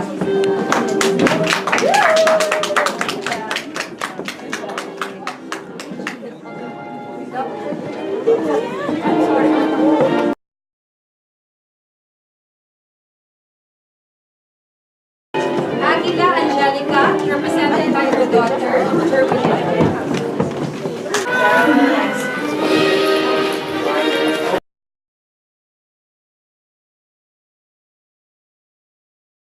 Angala Bernadette. Pwede kayong pumalakpak, ha?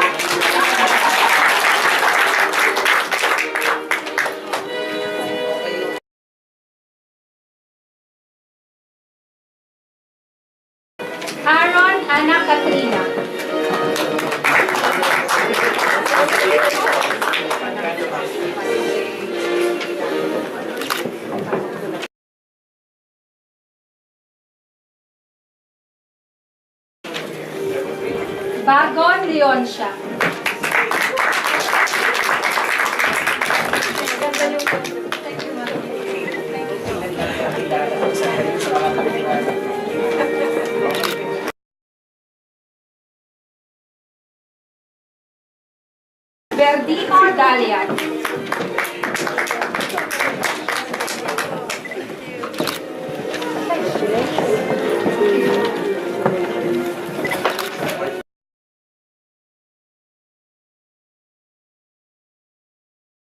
Bernales Sherry Lou.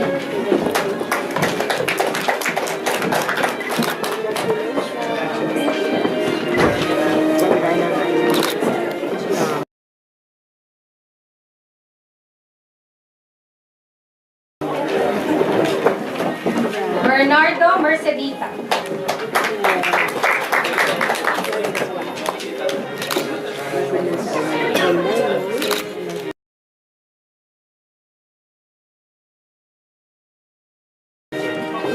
Bertrand Dariza.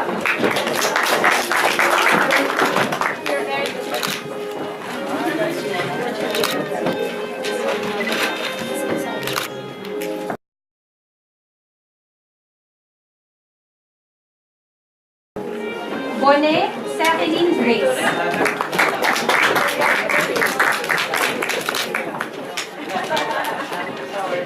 Congratulations.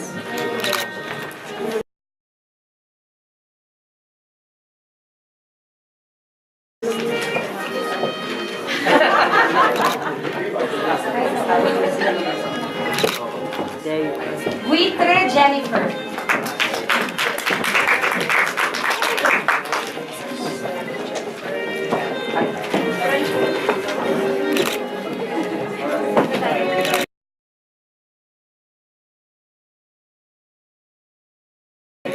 Bulwayan Veronica.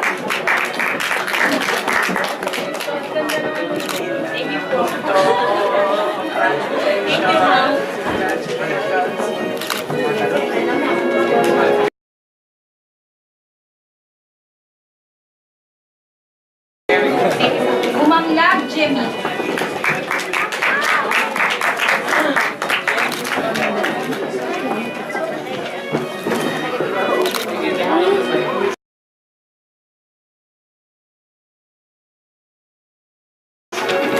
Isip Aname.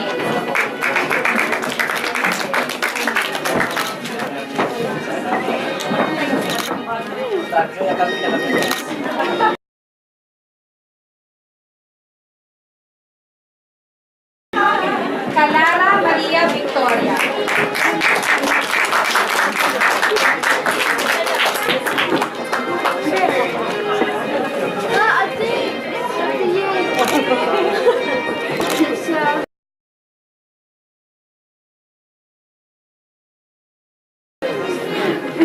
Kawayan Anastasio Clarence.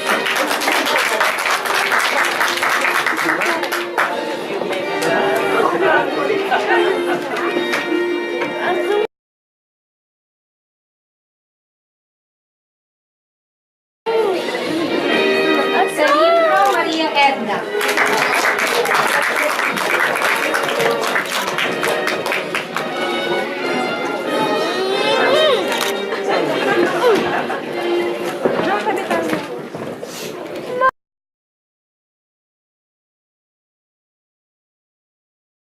Cesar Celso.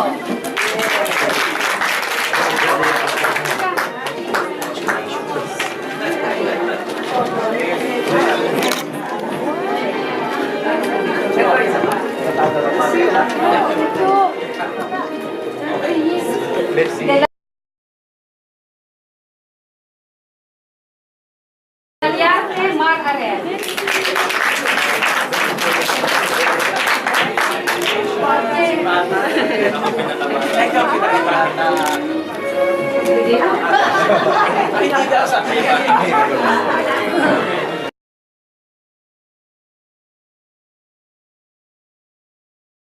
Escogido Virginia. May video pala dito. Teka lang.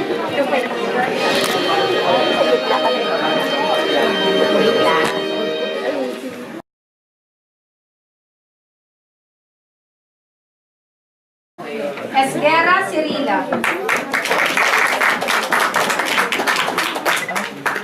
Papa.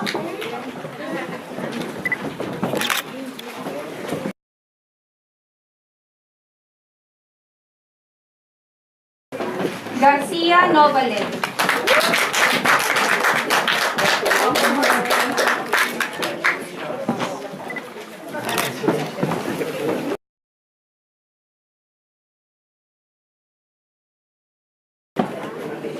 Gerardino Naomi.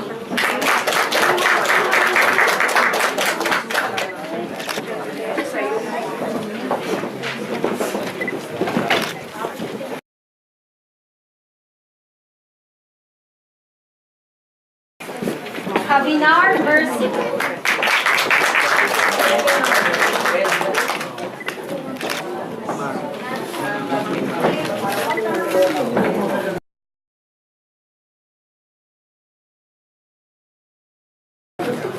Juanday Farida.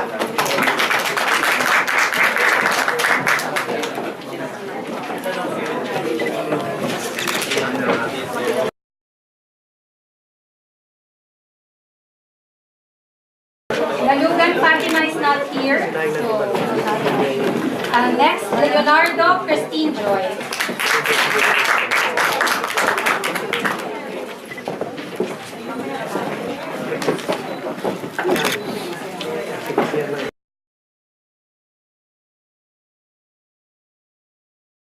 Pajarillo Beverly is also not here.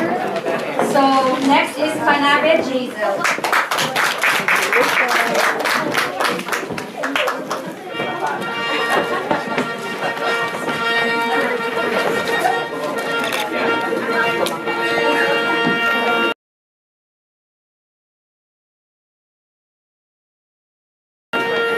Pimienta Marites.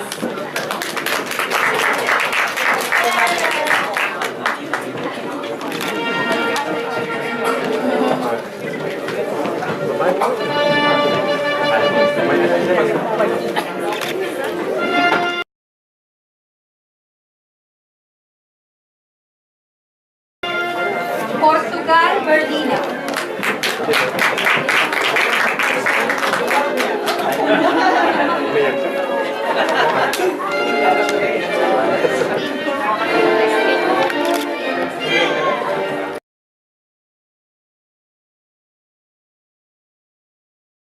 Renomeron Maria Cristina.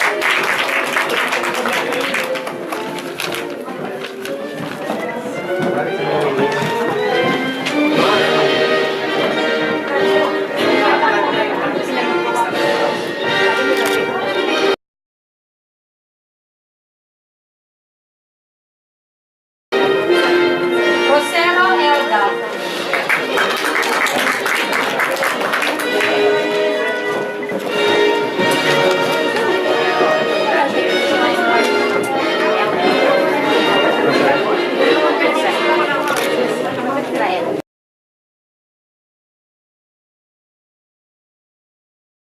Roque Catherine.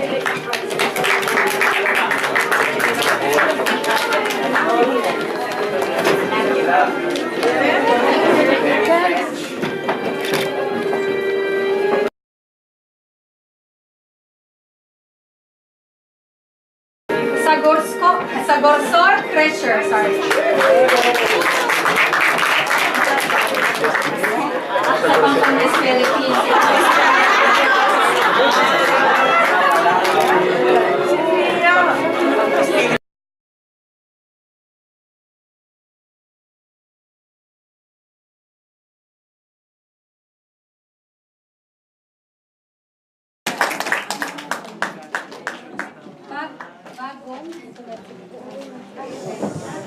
Bagon Leon siya.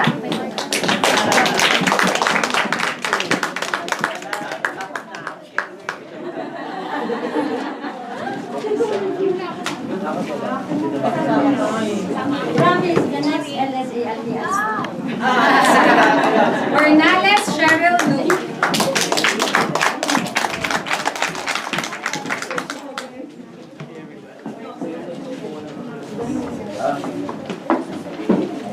Bone Cerilyn Grace.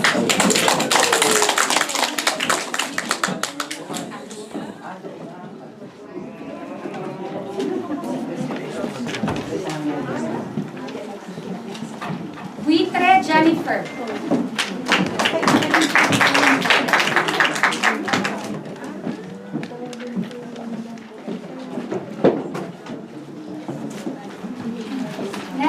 Bulwayan Veronica.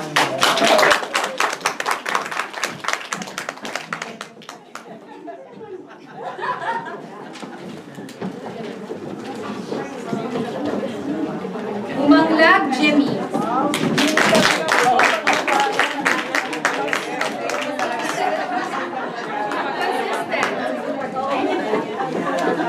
Kaisip Ana May.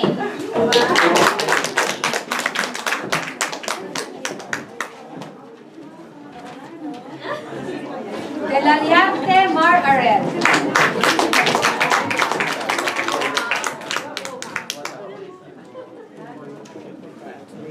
And then Esguera Cirila.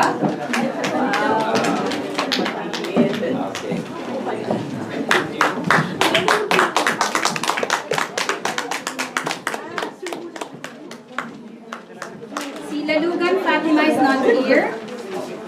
Next is Panabe Jazel.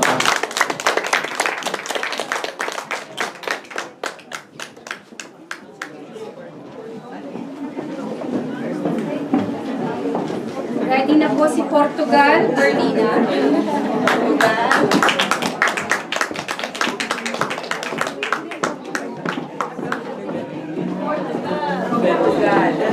Next is sa Tayrapan, Ruben.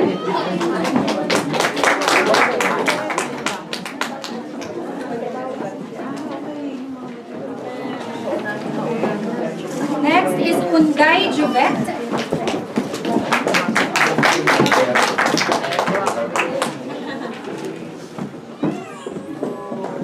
Second to the last, Valenzuela, Antonia.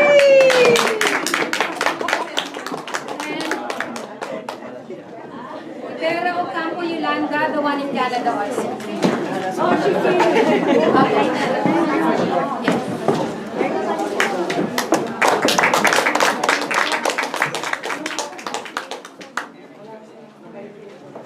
Okay, thank you po.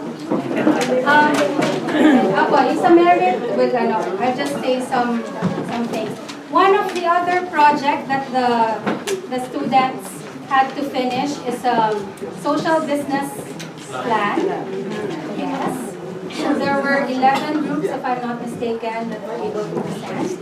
And we would like to take this opportunity to thank Vice Consul Rapunzel Acop and Froilan Pamiluan for their families for helping us decide kung sino yung best na business plan. Wala si Francesca today because she's with her family.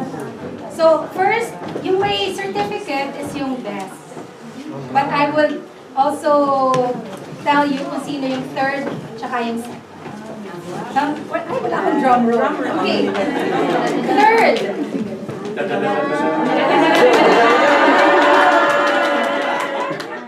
With a total score of 89%.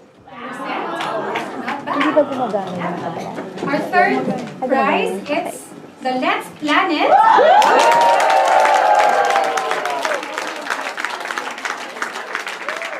Mar, Mel, Shirley, at si Mercy. Congratulations.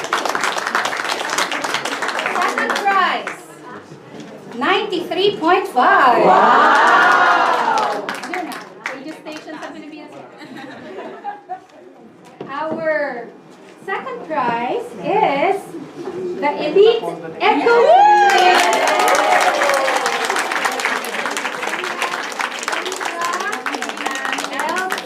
JR and Tim. Congratulations. So, this is to certify. I will read the certificate. The winner got 95%. Wow! This is to certify that the, alam nyo na siguro, KSP Development Enterprises. So, Tita Lucy, can I ask them to come here, please? Tita Lucy Bagon.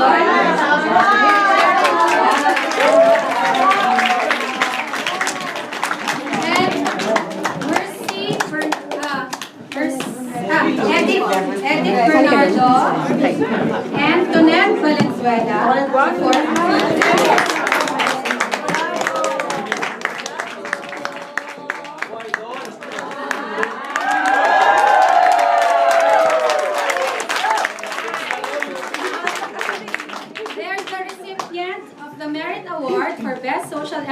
Entrepreneurship Business Plan. So we're awarding it today. And yeah, I signed it, and si Vice Consul Rap, tsaka si Froilan, and si Cheska will also sign it. So, just to give them an idea about kasi they were not familiar, so about your business plan. Si Tonet po ang kanilang group coordinator. Bibigay ko sa'yo.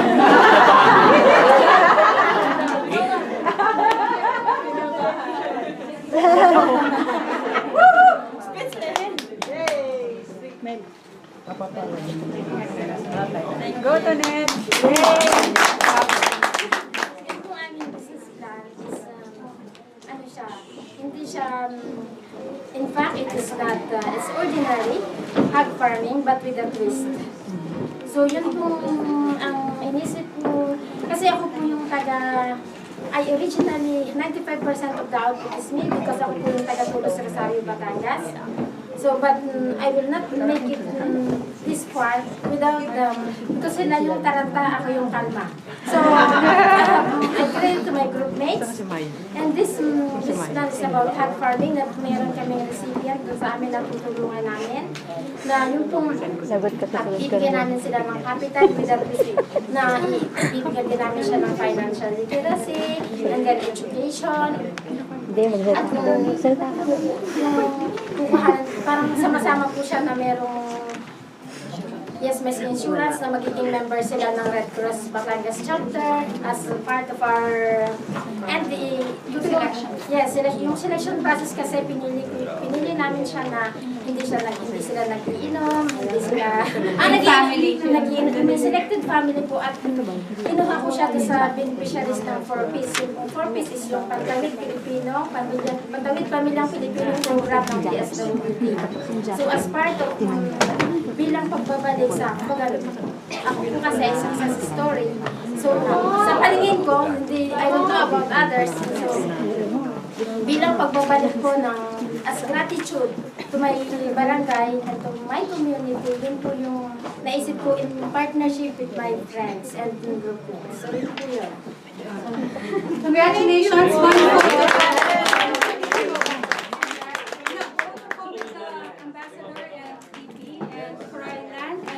Vice Consul, Batangas. Halina kayo. At siya po yung Bulacan.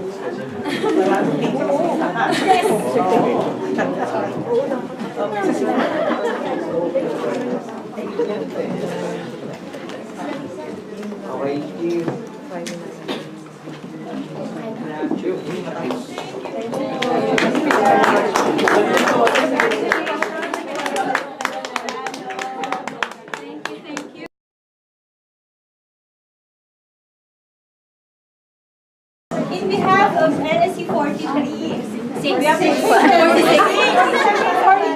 43 graduates. So, this person, Miss Mimi, we already met. We're giving a certificate of appreciation. And we're going to kaya pala may secret.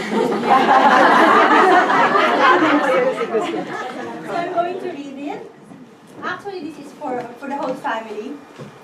You, Sir Pete, and the family. Okay. For her outstanding commitment of as a coordinator and organizer of A-LSE Paris, due to her unselfishness and devotion to help OFW community gain access to Ateneo de Manila A-LSE study program. This award is to express our gratitude and sincere appreciation that she deserves from all of us. And to Mr. Pete, Pete Duhamel, for his sincere and thank you for the unwavering support to his wife.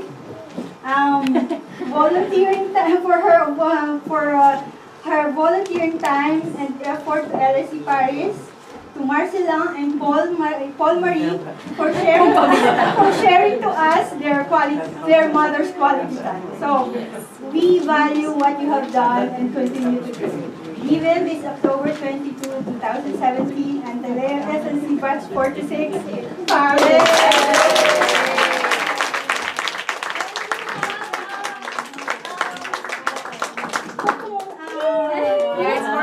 it's for you. Messages po. All the photos of A-LSE and the signature of the actually, yung kung ibang hindi pa nakapag-sign, voice na tayo. Kinaijack niya yung Facebook page ko.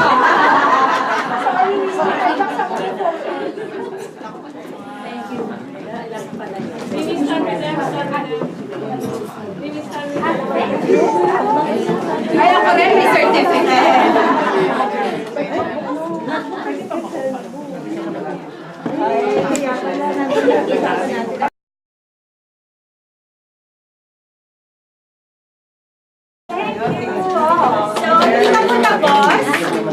Since we have all the alumni volunteers, we have to thank all of the alumni volunteers that have been with us from the 6 months sessions.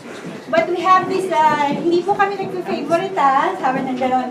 Sila lang po kasi yung dalawa na natira from the beginning until the end.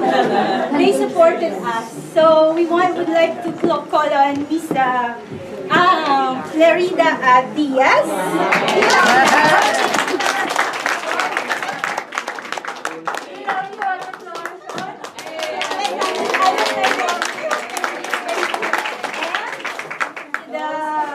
Dulce Pablo.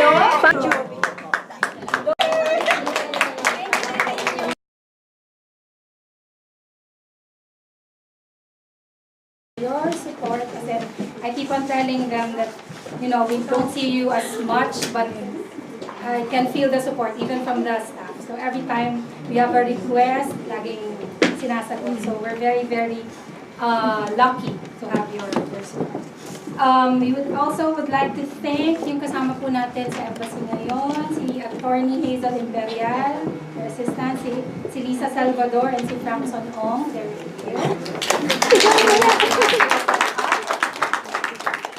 Our dear panelists again, member din ng embassy, si Vice Consul Rapunzel Acop. Ever since then, sobrang ating rarara girl for A-LSE.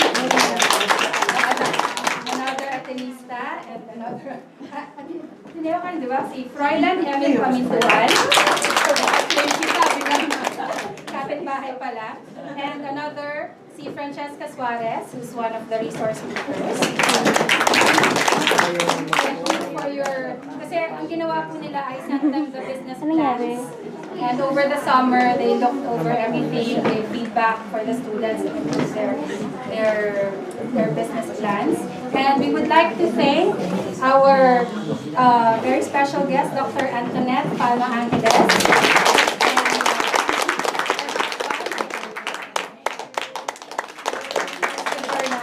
And all our speakers and mentors.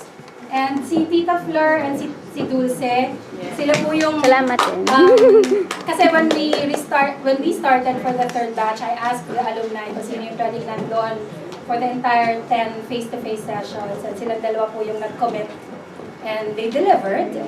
Thank you so much for being my left and right wing.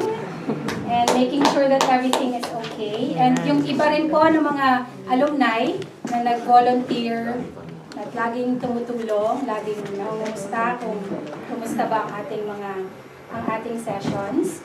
And yung mga naging venues po natin, St. Philip de Rule. And I would like to thank Don and his association, Don Gonsing from A-LSE 27. It's not a formal entity here in France, and hindi pa po namin, we don't think that para kasi admin work yun so additional on my part. So, but he's helping us with the paperwork for the reservation of the venues.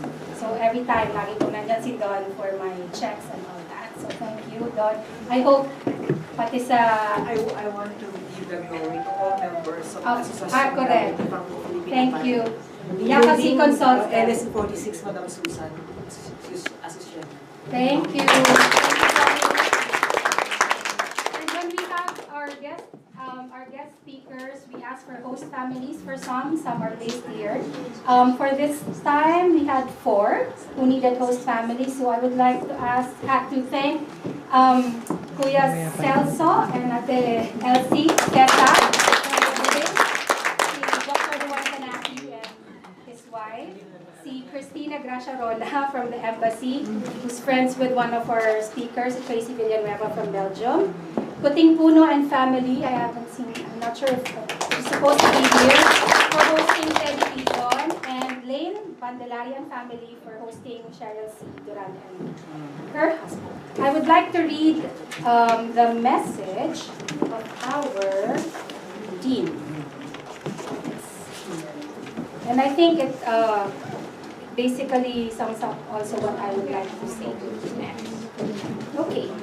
Dear Ateneo A-LSE graduates, first of all, I wish to congratulate each of you who graduated in the Ateneo Leadership and Social Entrepreneurship Program. After 6 months forgoing your regular social activities to attend whole day classes, for our part it's the afternoon classes, every other week, completing your online assignments, developing your social enterprise business plans, and writing your essays on your A-LSE journeys, you have finally come to the end of the A-LSE course. You should all be proud of your accomplishments, and your professors have witnessed your transformation, spanning new knowledge and skills on leadership values, financial management, and understanding what social entrepreneurship is all about, and preparing a business plan. I sincerely hope that you will be able to put to good use all these new knowledge and skills for yourselves and for your families, and likewise for giving back and paying forward to your communities and our country, as you become the men and women for others in the Ateneo and Ignatian spirit of servant leadership. In the context of the formidable challenges facing our country and our people, and yes, even the rest of the world undergoing much turmoil, even wars and violence, continuing persistence of poverty and destruction of our environment, I would like to call upon each one of you to become change agents, to actively bring about a Philippines where social justice, truth, equal opportunity for all, and respect for basic human rights prevail. Thus, I have high hopes that you can all help to propagate truth, bridge divides, and stop the spread of lies and fake news that create divisions within our society, especially as you are all active users of social media. Finally, I would like to remind you of the companionship and camaraderie that characterizes A-LSE as you move forward with your batchmates and other alumni as part of a bigger network and community of practitioners. Ad Maiorem Dei Gloriam, Dr. Ronald U. Mendoza, Dean of the Ateneo University School of Government, on the occasion of the A-LSE graduation. So he's the one who signed your certificates. With that, I wish you a pleasant rest of the afternoon, and we'll all see each other, those who can come sa Dynasty. I hope you're hungry. Thank you, everyone.